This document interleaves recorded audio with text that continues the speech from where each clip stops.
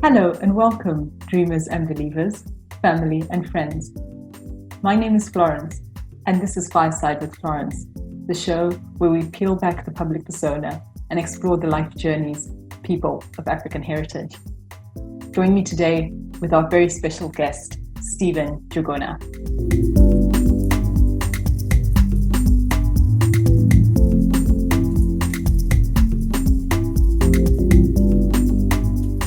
Dr. Stephen Njuguna has a fascinating story to tell. He started his career as a chemistry lecturer in 1992 at Egerton University in Kenya. The university is located only a few kilometers away from Lake Nakuru National Park, one of the most beautiful bird sanctuaries in the world and home to some of the best known wild animals in Africa.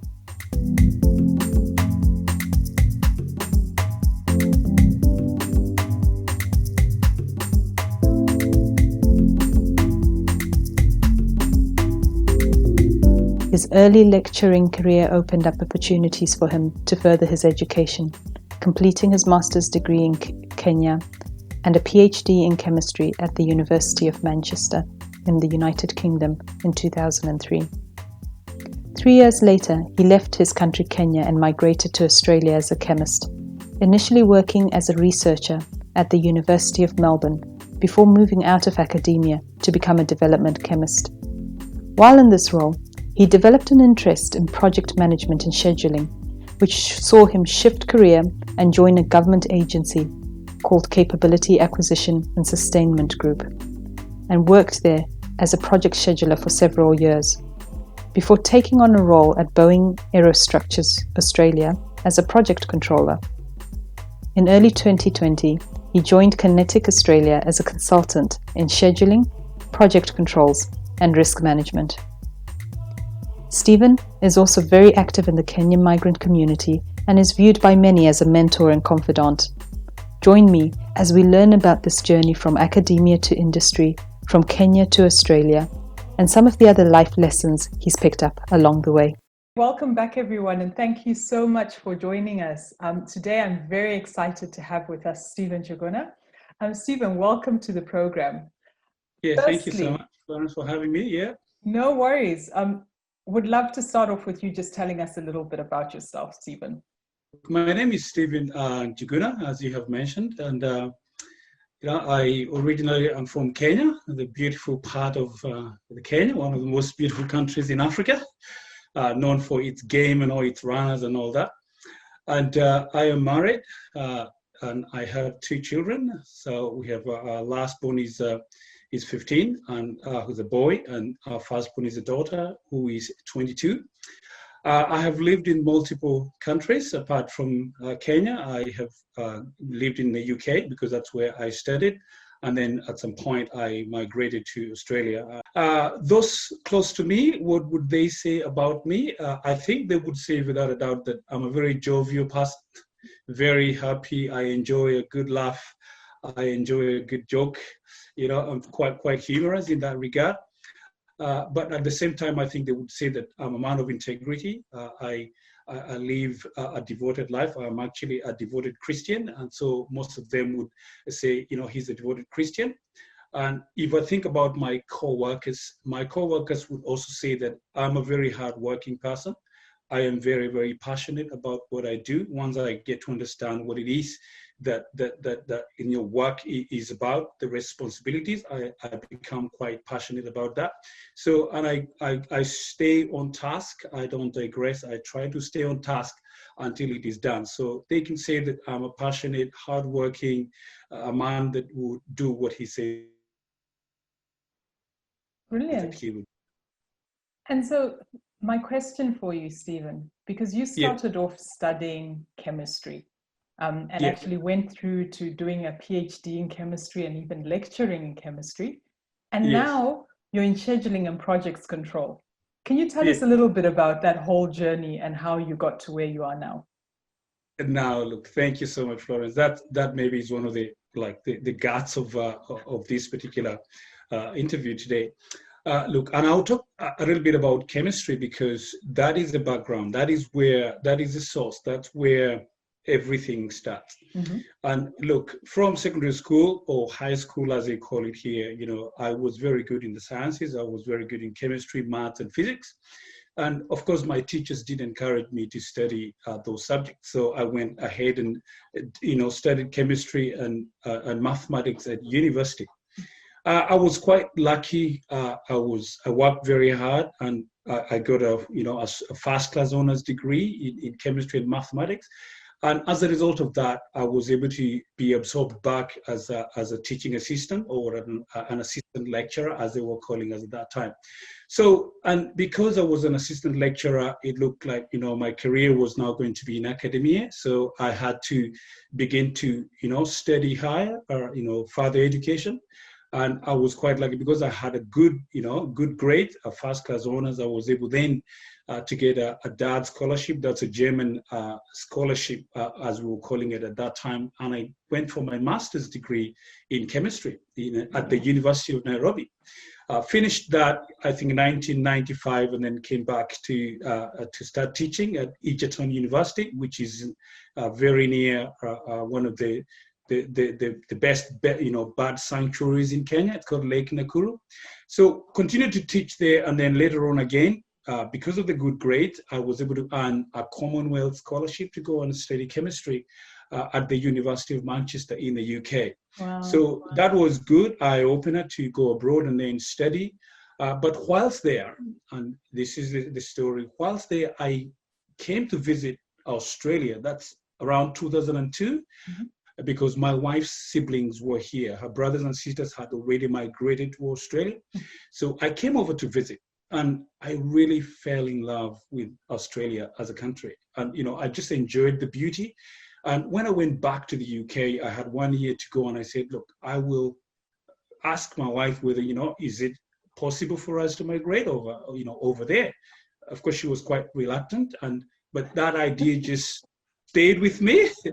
So we went back to Kenya in end of 2003, beginning of 2004, and I went back to teaching. Now I had a PhD. I started lecturing, to postgraduate students at at Egerton University, but I didn't do that for long, for 2.5 years only, and we started applying to actually come over to Australia. When you were coming over, were you coming over with the intention of coming to do lecturing here? Was that what you were thinking from a career perspective? I did not want to stay in academia. That's one of the things that I knew very early on. I think after doing my PhD and working in research, I just realized that maybe research is not an area that I'm really, really passionate about. Mm-hmm. So I wanted to migrate here as a chemist, and I wanted to work in industry as an industrial chemist. I think my desire was to be able to see, you make a product in a laboratory and you begin to see how that is actually implemented and how it can actually, get to work. But at university, when you're doing research, sometimes it can be very theoretical. You do a lot of study, you do a lot of, but then sometimes you don't see the direct application. So I had that desire. So my migration here, I actually migrated as a chemist. And I was lucky enough to actually get initially a job as a researcher at the University of Melbourne. Mm-hmm. But later on, I resigned from that role and I went to work in industry in regional Australia. It's there that I developed a passion for project management and scheduling, because I was conducting research and managing some projects, got introduced to some software that is used in scheduling, got introduced to project management. The company that I worked for, called Thales, paid for me to do a certificate in project management. And so when we left regional Australia, where I was working at that time, and came back to Melbourne, I just switched from chemistry to scheduling, basically just switched gears. And it's a big shift. I ended up in scheduling and project controls. That's the start of my project controls career. I mean, you obviously were doing so well in chemistry. You'd got all those scholarships, you'd trained in it, you'd studied in it. Did you think this is where you would have ended up? No, I would, in all fairness, I would say no. And in fact, the only reason why I actually left chemistry, because I was enjoying industrial chemistry, but we were living in regional Australia, a place called Mawela. It's about 250 kilometers from Melbourne. And, I did a good 4.5 years there. I was actually doing research in chemistry. But then my family, we had a dilemma. Were we going to settle in regional Australia, or were we going to come back to Melbourne? My family, my wife's family were already here. So the push was to come back to Melbourne. So I therefore had to basically just abandon that. And I started looking for work actually initially in chemistry, and I didn't get work in chemistry. I started looking for project scheduling and management just because I had that slight desire. And I found myself, landing a job with a government agency. It's called Capability Acquisition and Sustainment Group, CASG. And that's how I came. So initially it was a stopgap measure, come do that for a bit and then go back to chemistry. But then I found myself staying on. So that's why I said, in all fairness, I didn't know that's where I was going to be. I didn't know I was going to develop a passion in scheduling and planning and, and project management.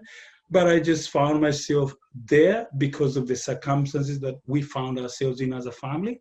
Mm-hmm. And that's how I changed career. And so talk to me about what you used, the types of resources that you found helpful in shifting from that whole piece, because obviously academia, chemistry, very different. What resources did you find useful from shifting so that you could end up making the decisions you made in your career? One of the things that I did was to begin, as I developed a passion in scheduling and project management, I started learning some of the software that are actually used in scheduling as a discipline.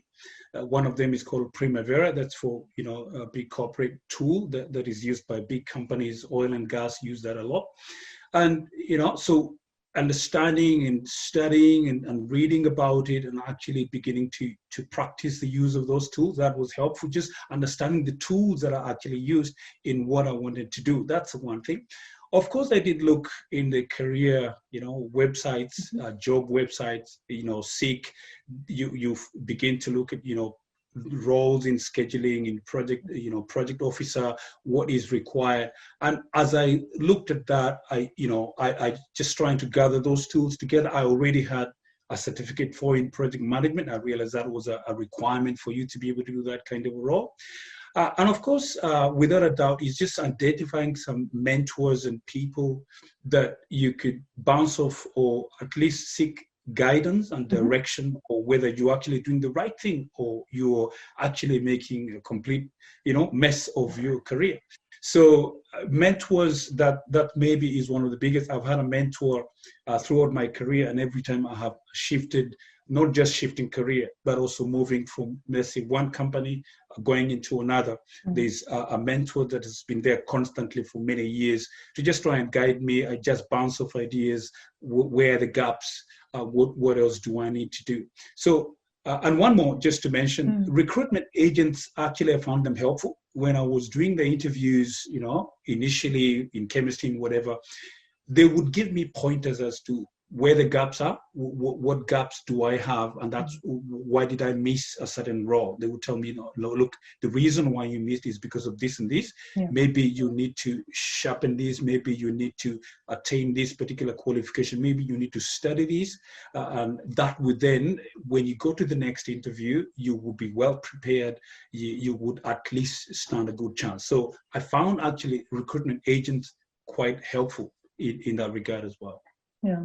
And I think that's such a fascinating thing, because particularly with what you said around mentors, some of the many conversations we've had around about Africans and mentors and how we need to step into that space to provide mentoring. So if you think about the mentors that you have managed to gather, how have you actually managed to get a mentor? How has that process happened for you? Of course, it depends. The first thing is, what you want really to do, or the direction that you want to go in your career, or let's say you want to change your career. the first place to start is actually people or mentors within your workplace. In fact, I think some companies already offer like a mentorship program or a buddyship between workers, so that they can just allow you to be a bit more flexible, not just being stuck in one role, for you to go into a role. So the place to start is actually in your workplace. You can talk to your manager. Your manager will always be very resourceful in pointing you towards mentors.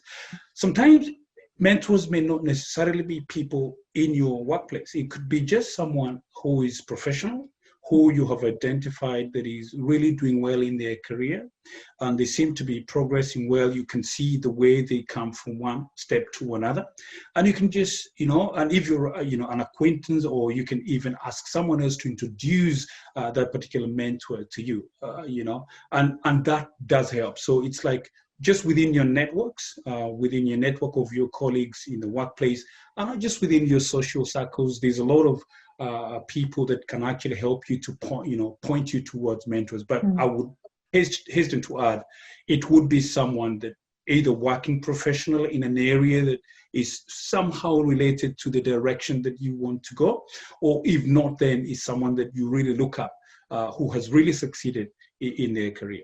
Yeah. And one of the things that a constant stream in terms of the decisions that you've made has been the role that your family has played. Yeah. And I know community is also very important to you. Can you talk to us a little bit about what role and what part have they played in supporting your career and in those career decisions you've made? This is actually, Florence, to be honest, this is one of the big ones, because when we talk career, many times we forget that our careers are completely intertwined with our families. For anyone who is married, you can never just make a decision to just go off to New Zealand, for example, to work there, and you got a wife and you got 2 kids that are in primary school. So I would say that first and foremost, my wife has been very, very supportive. When we left the UK, my wife was already a graduate, in education. She was a teacher. She was already teaching. She also attained a master's in education as well. So when we went back, she was also going to start her career after attaining her master's. But here I was telling her, now we need to relocate and go to Australia. We had a small young baby. So without her agreeing, without that support from her, we would not have come here. She would have said no and said, no, look, I also have a career and I think I want to be here. So I would really attribute part of the success to the support that I got from my wife.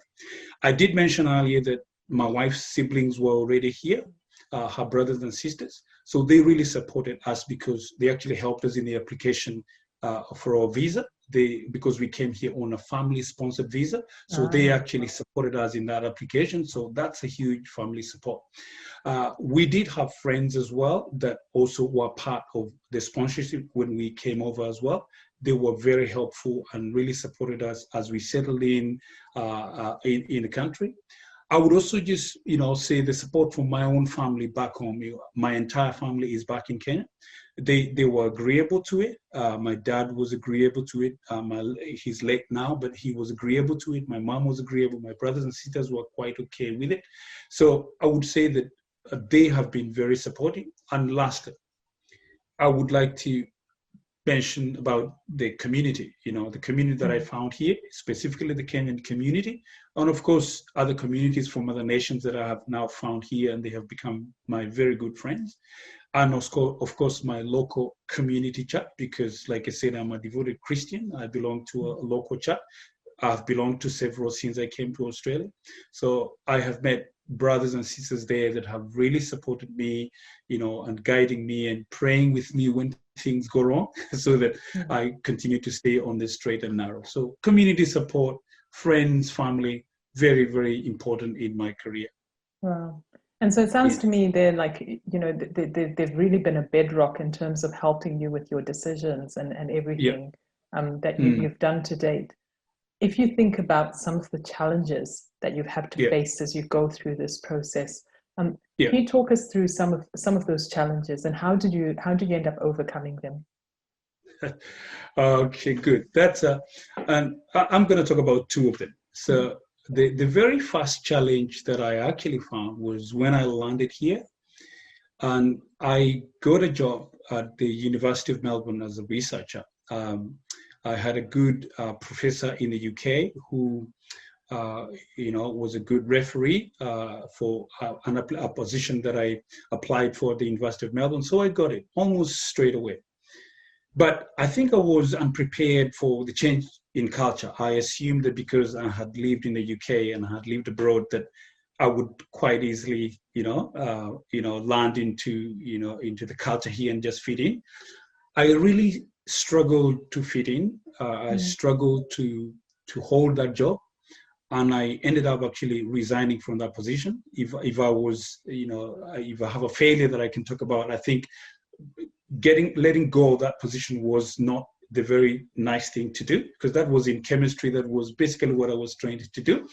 But I just found it difficult, and I still had this desire not to work in academia. I wanted to go to industry. So in a way, while I think it's a failure, I think it's also helpful because it's the one that opened the door now for me to push the boundaries.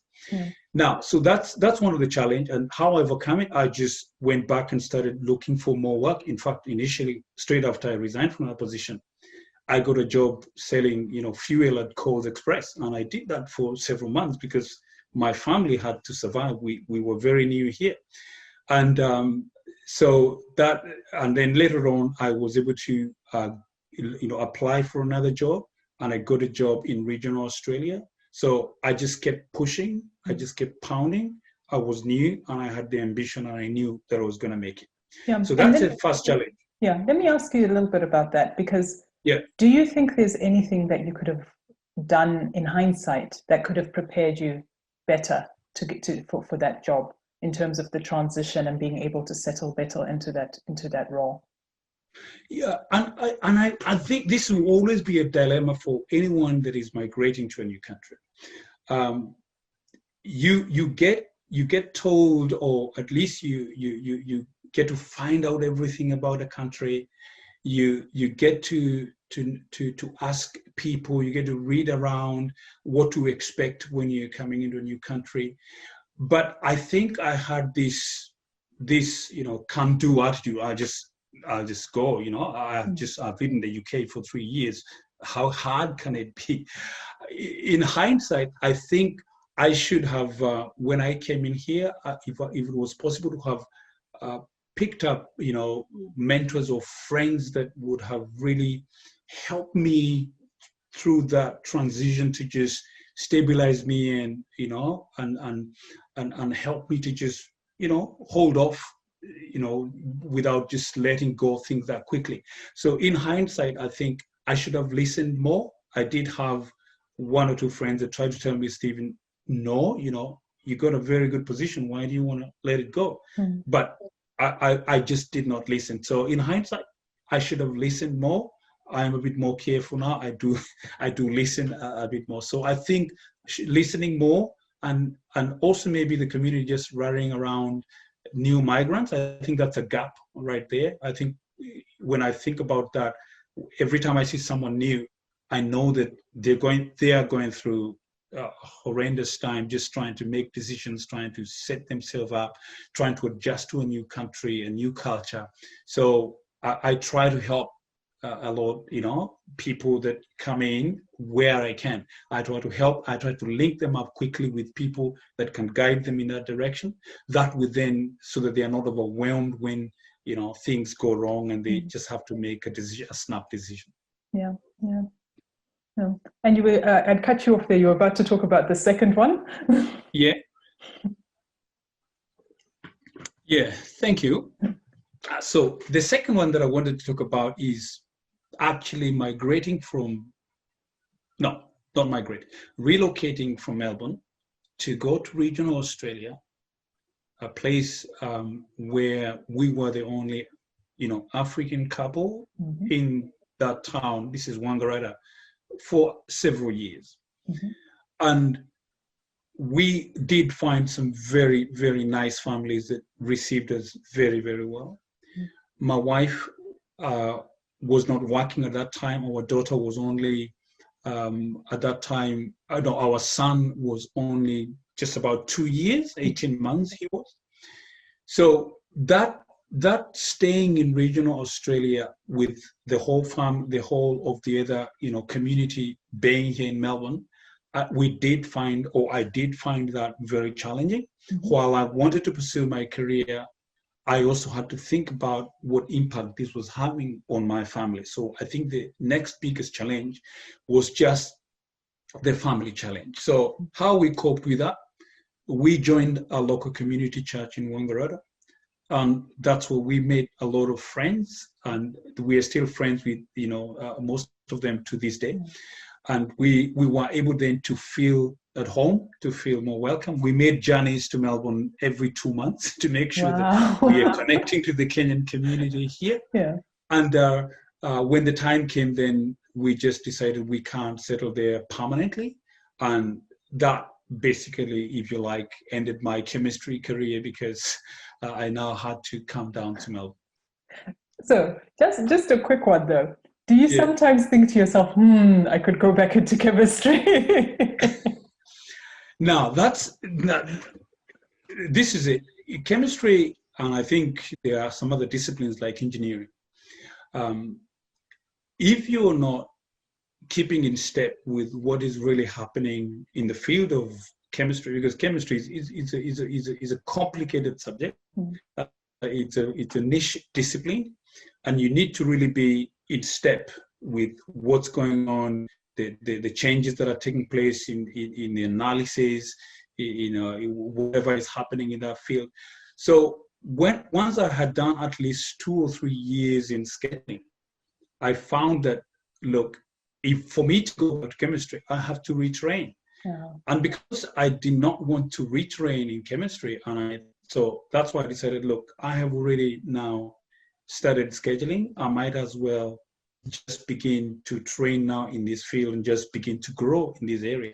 So at the moment, I've already done a good 10 years not doing chemistry at all. Yeah, so I think it was a good stepping stone. It was good. And I did do, over 10 years in research, and also teaching and lecturing. So I did do a fair bit of that. But I'm in an area that I actually like and I enjoy, especially because project controls and scheduling is very transferable. You could be buying cups, you could be buying trucks, you could be buying musical instruments, and you could be building roads. And the methodology of project management and scheduling does not change. The planning, the control, the reporting is exactly the same. It's the tools that different companies use, and most of them actually use exactly the same type of tools for planning and scheduling. So I have found that area much more transferable. You can move from one organization to another and hit the ground running. But in chemistry, you cannot hit the ground running just that quickly. You would really need to actually really go into an area that you're trained in. It requires a lot more training to be able to get into a discipline in chemistry than it is in a generic area like project management and scheduling. So really no desire to go. Yeah, but having said that though, your passion now for where you are, it really comes through when you speak to it. So I'm just pulling your leg. That's I understand. So, you've obviously had a lot of moves across the years, from originally moving from Kenya to the UK to here, and even within here, moving regional and back. What are some of the misconceptions that you found along the way in terms of this whole migrant journey, or some of the things that you found have not been, that you've had to ignore in terms of advice and things like that as you were doing all these moves? So this is a fun one, and maybe a lot of people who are migrants, I think they will attest to this one as well. When I was in Kenya, planning to migrate, this is way back in 2005, when we were doing the application. One of the misconceptions that I had was, about the salaries. I would look at, seek.com and Career One, and I would say, I can get a job as a chemist for, get $50,000 a year. And if my wife got $50,000 a year, so we're making $100,000 a year. within about 4 years, we should be able to, even if we just consume everything that my wife is making, with 50,000, you save within 3 years, you bought a house, you know? That was a serious misconception. And I think there's so many that would agree with me that that's one of the naive way of looking at migration. But we all fall for that because we don't realize, we don't understand the intricacies, we don't understand the standard of living. And even if someone was actually to tell us, we still don't believe them until we have actually come and experienced that. So that was a major misconception. Now, another one, and I think this is the most critical one. In Africa, we are very lucky. There are house helps. You can pursue any career that you want because you're going to find help to help you bring in your children. There are boarding schools that are not very, very expensive. So you can pretty much go whichever direction you go. I think many of us are unprepared for the challenges of bringing up children abroad when there is no help. And so it is one major one that is usually, you know, and I think it has even brought some families apart, unfortunately, when they have migrated here because of just the juggling between children and doing a career. So I think it would be good if people would actually be forewarned about the decision and the sacrifices that they will have to make once they get here, because many families, they have had to let either the husband not work certain hours or certain jobs because someone has to be there to look after your children. No one is there apart from the two of you to look after your children. So I think that was another misconception. We did not realize how the sacrifices that we were going to face. My wife had to work jobs that just allowed her to be able to drop kids off school and pick them up again. And for many years, she did that until they were of age. Now they could take themselves to school. And then after that, now she's started pursuing whatever career that she wants to do. So the sacrifice is a big one, and people would had better be forewarned about what they really need, what they are going to face once they come here, especially with young children. It's something to really be careful about. I think that's such a valid answer. And just the people I was talking to before this interview, the interview before you, that's exactly one of the things they touched upon, because they had to basically shut down a very successful running business because of that. Just looking after the family and juggling what that looks like was a challenge. Absolutely, and I agree with them. It has been one of the biggest challenges. It still is a very big challenge for migrants from Africa, and I think even Asia. I think Asia is exactly the same. They get house helps who come stay home and they look after their children.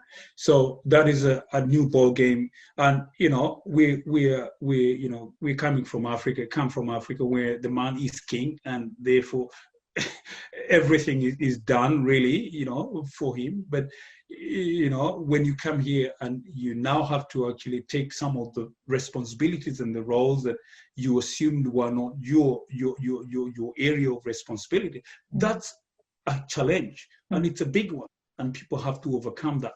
We have had to overcome those so that we can at least stay sane, stay sober, and at least be able to make ends meet and be able to pursue our careers. Yeah.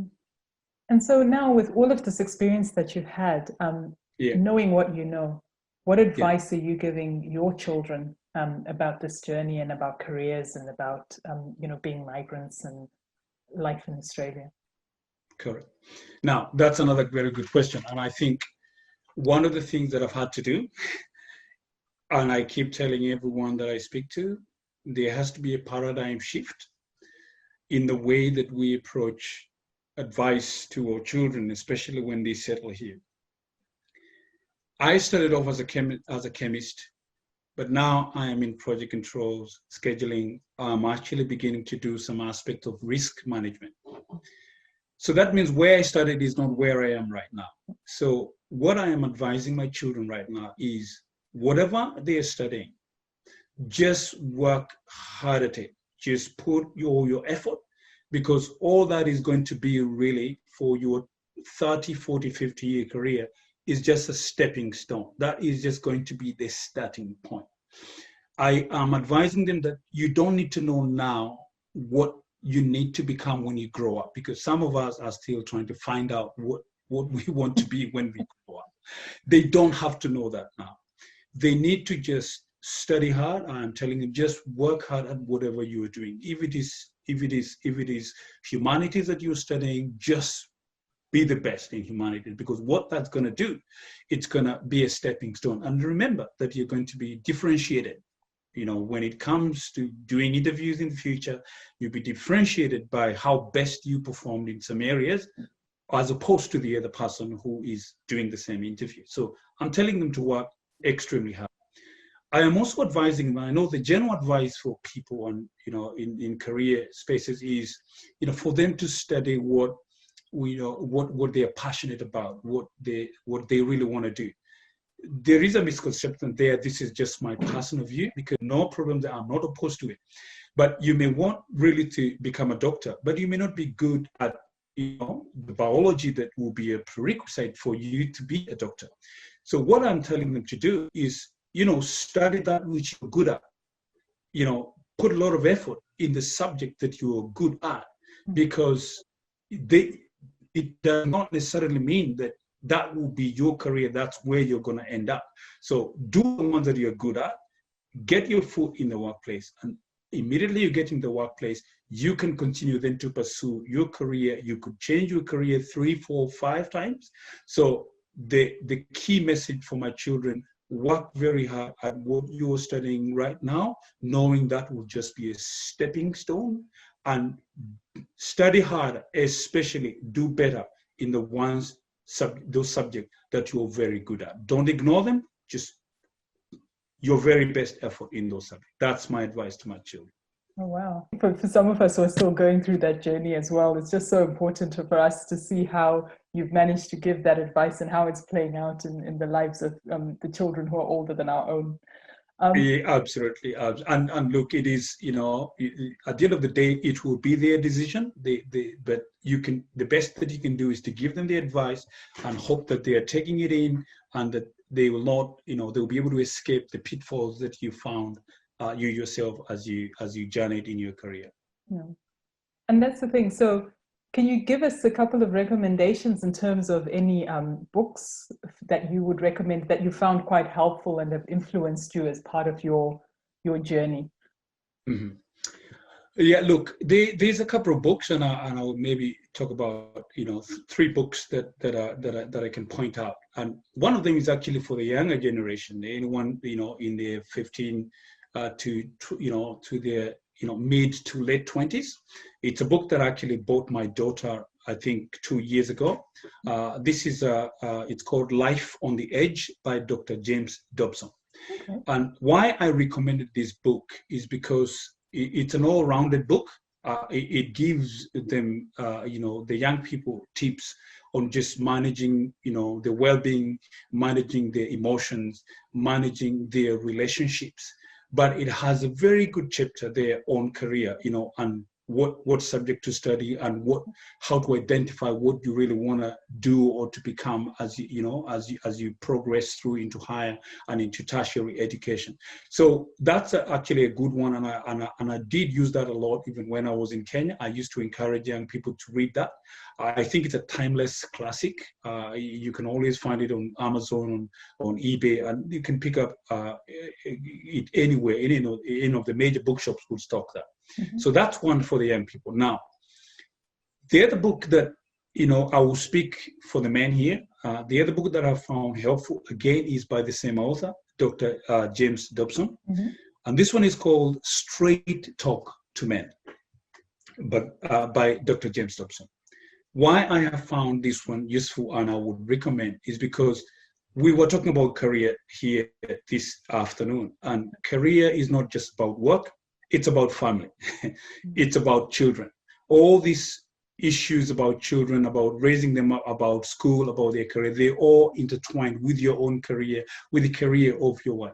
So Dobson actually, you know, encourages and helps men to juggle family, and also he has a very good chapter on career and how to make those decisions. about how to manage the family within the context of your career. So that's a book that I would encourage men to actually read. It's called Straight Talk to Men by James Dobson. A third one, and the last one that I want to recommend, is one I actually read very recently. A pastor friend of mine gave it to me when I left Melbourne and I did go to Canberra, still working for the same organization, Capability Acquisition and Sustainment Group. And I was leaving my family here for a while so that they could, follow me over to Canberra. The book is called Finishing Well by Bob Bufford. He's an American author. And here he interviews about 60 different people who have come to a pinnacle of their career, and they're beginning to question the meaning of it all. So it's like coming from success to significance. So he basically splits the book into two: life one and then life two. Life one is when you're pursuing your career all the way to the very top, and then you reach up there, it's like, oh, what's the meaning of these all? Yeah. And then life two is when now you begin to stop chasing career from a success perspective, but you begin to chase career from a significant perspective. So wow. I have actually found that very helpful. I've given to one or two friends that have really loved it. So it's a one worth reading, even for those who are running around for their career right now, because there are many that are really chasing their career right now. And I think at one point they will question why they were doing that, because there's family to think about, there's community to think about. So I think it's worth reading it so that you don't go into the same pitfalls like those who have already been there before. So he interviews about 60 different people, all packaged in that one book. So I would highly recommend those books. I'm definitely going to go out and get that one. It sounds really thought-provoking. Yeah. It's quite good, yeah. Stephen, thank you so much for your time with us. It's really been a very interesting conversation. Yeah. Just to wind all of this all up, if you were to think about final words of advice or, a philosophy or anything that you could leave that you would like to impart to the people who are listening to this, what would that be? I would say this, by all means, find your passion, identify what it is that motivates you and that brings meaning to what you do. And if possible, pursue that as a career. If possible. I'm saying if possible because career can be very elusive, or it's actually very dynamic. It's not, career is not a destination. Career is actually a journey. That's why they call it a career journey. So it's true. Find your passion, identify what motivates you, that's all good. But what I would say, and I've already alluded to that, whatever it is that you're doing at whatever stage you find yourself in, be it studying or you're volunteering or you're working, do it with all your heart and do it with excellence. That is what distinguishes people from just, those who are really achievers from just ordinary people. I will remain, because I come from Kenya, there is a late professor who's called Wangari Maathai, who was a professor. I think she was actually studied in anatomy, but she ended up just having a passion for planting trees. And she did and planted trees with whole of her heart. She ended up winning a Nobel Peace Prize for the environment. So because she just did it with the whole of her heart. So whatever it is that you're doing, just do it with the whole of your heart and do it with excellence, because that could be just the door that is going to open for you for that career that you really, really desire. Oh, thank you very much for that. I really appreciate having you on. Thank you so much for having me. Really appreciate your time. And with those wise words of wisdom, that's a wrap. Don't forget to subscribe, and thank you so much for joining us on Fireside this week. We look forward to meeting you next week.